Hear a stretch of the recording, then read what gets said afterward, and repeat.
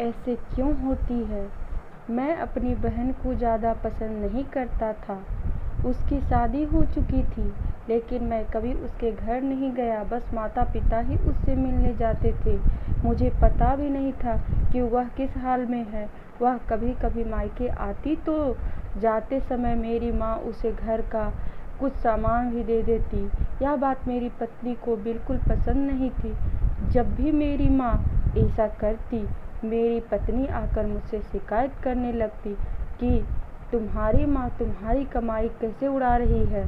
जब भी तुम्हारी बहन आती है, उसे खाली हाथ जाने ही नहीं देती, कुछ न कुछ जरूर देती है।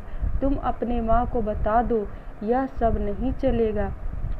पत्नी की बातें सुन सुनकर मुझे भी गुस्सा आ गया।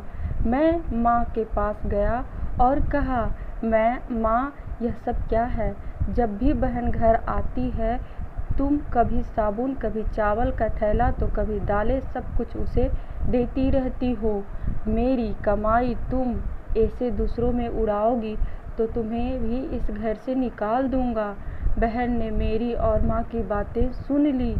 1 घंटे बाद बहन मेरे कमरे में आई और कहने लगी, भाई जरा रिक्शा ला दोगे, मुझे अपने घर जाना है।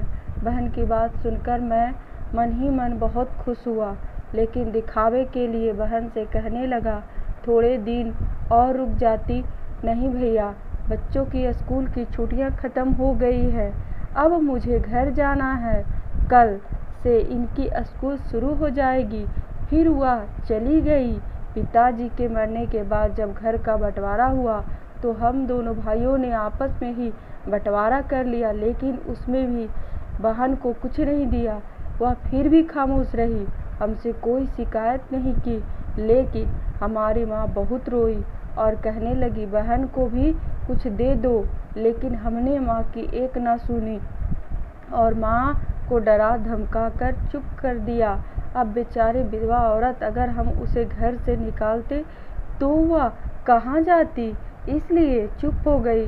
भाई साहब ने अपना हिस्सा बेचकर शहर जाकर नया काम शुरू कर दिया और वहीं रहने लगे। हमने अपनी बहन के साथ जैसा व्यवहार किया था, उसकी सज़ा तो हमें मिलनी ही थी।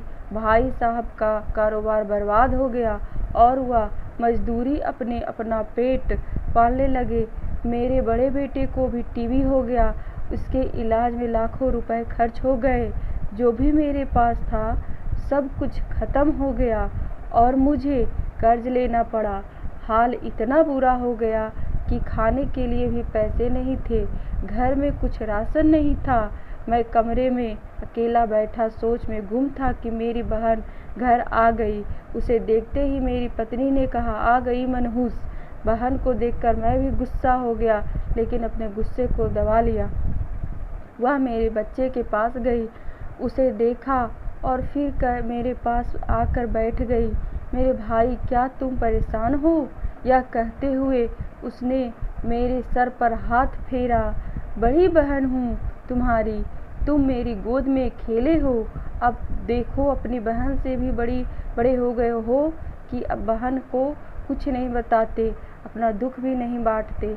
यह कहते हुए उसने अपने सोने के कंगन निकाले और मेरे हाथ में रख दिए। मेरे भाई, परेशान ना हो, यह कंगन बेच दे, अपने घर का राशन भर दो, अपने बच्चे का इलाज भी करा दो और पैसों की ज़रूरत हो तो बेझिझक कह देना अपनी बहन से, मैं तुझे इस हालत में नहीं देख सकती।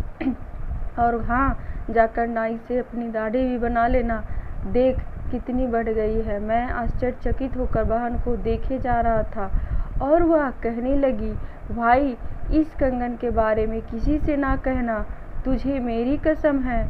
मेरे माथे को चूमा और कहने लगी, अब चलती हूँ, तेरे जीजा जी भी और बच्चे आते ही होंगे, फिर आऊँगी। मैं पहली बार उसे घर के बाहर तक छोड़ने आया, देखा तो पैरों की चप्पल भी टूटी हुई थी, उसने कपड़े भी तो वही पुराने पहने थे। मैं बस देखता ही रह गया। मैंने तो कभी अपनी बहन की घरेलू हालत जानने की कोशिश नहीं की, लेकिन जब उसने मुझे बुरे हाल में देखा तो दौड़ती हुई आई और अपने सोने के कंगन भी दे दिए ताकि मैं अपने बच्चे का इलाज करा सकूं और अपने घर का हाल सुधार सकूं।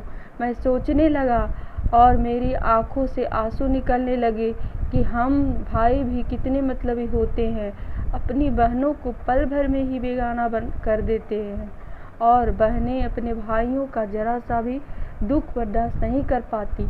मैं उसके कंगन अपने हाथों में पकड़कर जोर जोर से रोने लगा। दोस्तों, आपकी बहन अपने ससुराल में ना जाने कितनी दुख सह रही होंगी। कुछ समय उसके पास बैठकर उसका हाल चाल जानने की कोशिश जरूर करें। मालिक सभी बहनों की झोली खुशियों से भर दे। अगर मेरा वीडियो पसंद आया हो तो लाइक करिएगा, सब्सक्राइब करिएगा, बेल आइकन को ज़रूर प्रेस कीजिएगा।